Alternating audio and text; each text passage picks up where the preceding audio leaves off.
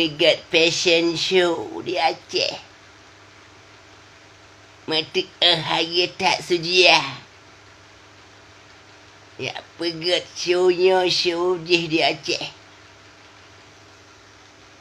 Baik kayak perlah reputasi Aceh li awak kan.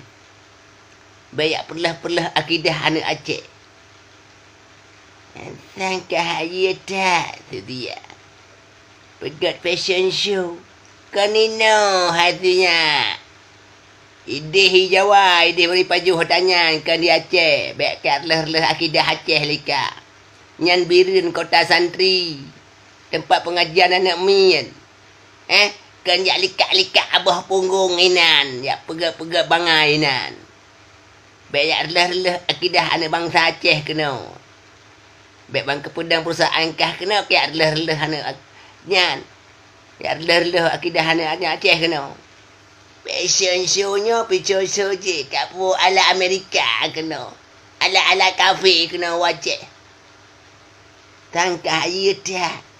Bakah mita bisnisnya. Kayak perlu anak bangsa Aceh ni. Tak japa mah dek ke. Pegatnya pegat je. Fashion je. Yang pegat haya ada upload dari bangsa Aceh. Kenyan ni no. Tunggu.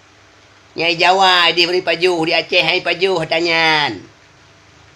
Sejak alam pagi gede biar ada perlu akidah anak Aceh kena. Gara-gara awak kah ubena adalah Aceh. Budayanya budaya Aceh kena. Perlu akidah Aceh. Tajak yang pagi gede kan. Alah biar apa-apa budaya kafe kena Aceh kena naik pajuh tunggu.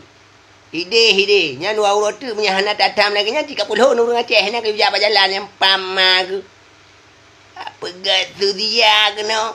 Perlu tu reputasi bangsa Aceh. Anak-anak Aceh kaya perlu lewat kak.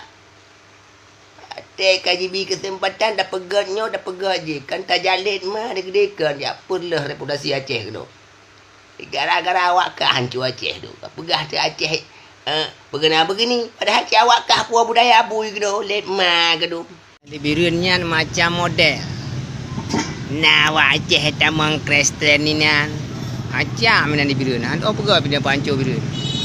Apa inan dibirunnya pakai nak pancu. Tapi inan kan le yang burung mali-mali. Mina perlu hari tamat libu awak Aceh nan yang pendeta Aceh inan dibirun.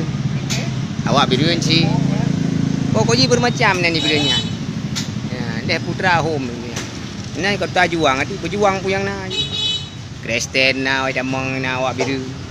Hanya pendeta-pendeta nak rayu ini biru. Alah, lagi contoh Pendi yang lah elok nak pada dua tu dia penyakit cerit nak kaji kemur tadum, naik biru anji. Dia kena je kota birunya. Oh.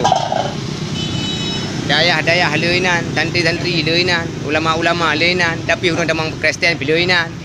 Urang Jahil pilihina, hirang kui kaya. Hanya nawah wahbi pilihina. Ipama lagi tetap perhan nate.